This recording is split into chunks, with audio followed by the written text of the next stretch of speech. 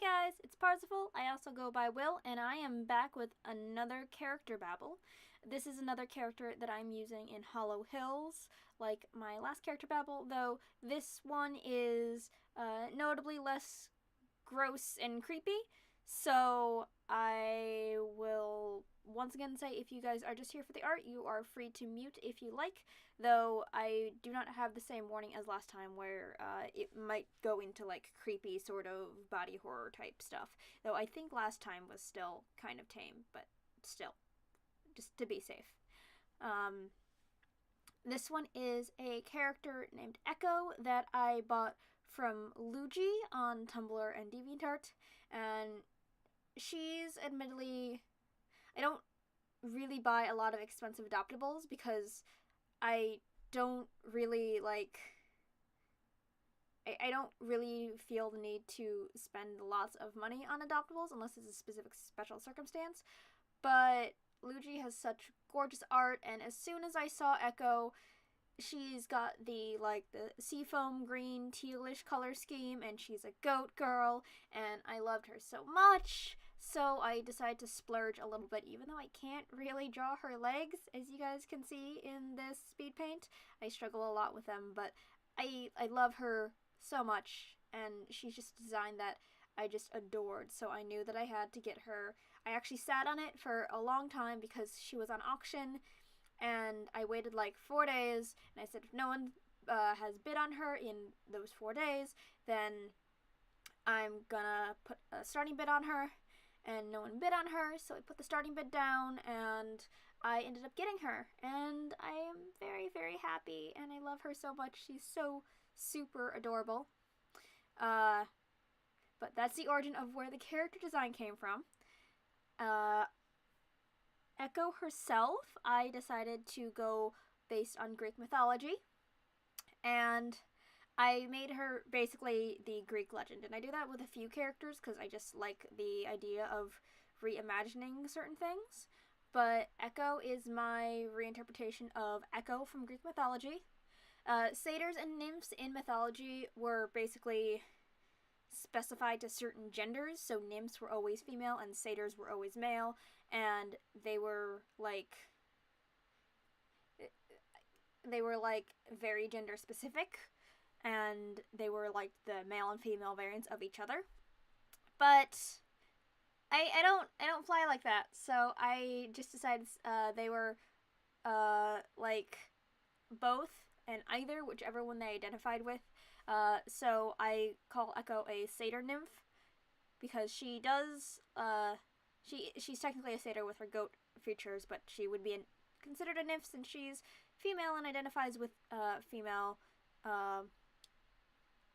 And she is very similar to the Echo of the stories, a nymph who fell in love with Narcissus and ended up losing her voice because she was spreading rumors and stuff like that to Hera, and then she fell in love with Narcissus, who was just so absorbed with himself and his own reflections, and she faded away into an echo, and he turned into a flower.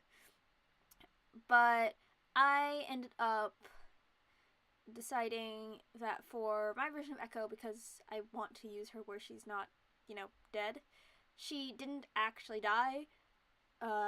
Turning into an echo is like a metaphor type thing, and a rumor that she spread herself because she didn't want Hera to actually find her because she'd already caused so much trouble, and Hera was a pain in her butt and was being rude and also had cursed her, and she didn't want to have to deal with that person anymore, even if she was sort of at fault for the cursing, depending on how you interpret that legend. But she just didn't want to deal with it anymore, so she let the rumor spread that she turned into an echo and vanished, and instead decided to just try and live a normal, quiet life on her own. It's questionable on whether she succeeds or not, but she basically sort of turned into her own person after the Narcissus thing, and ended up trying to spend some time getting her curse removed. It did not entirely she can speak more than just what's immediately repeated or immediately spoken to her. So if I said hi Echo, she wouldn't have to say hi Echo back to me. She can speak any words that she has heard before. She can do pretty on point like song covers because she can imitate anything she has heard. She doesn't have to have it directly in front of her, though that is after like centuries of working on this curse.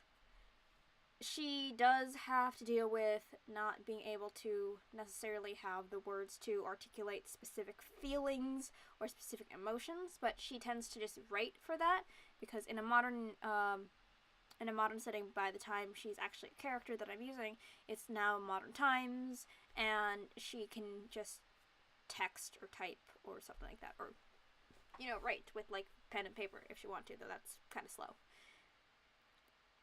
Echo is also very much a like feminist relationship blogger and stuff like that.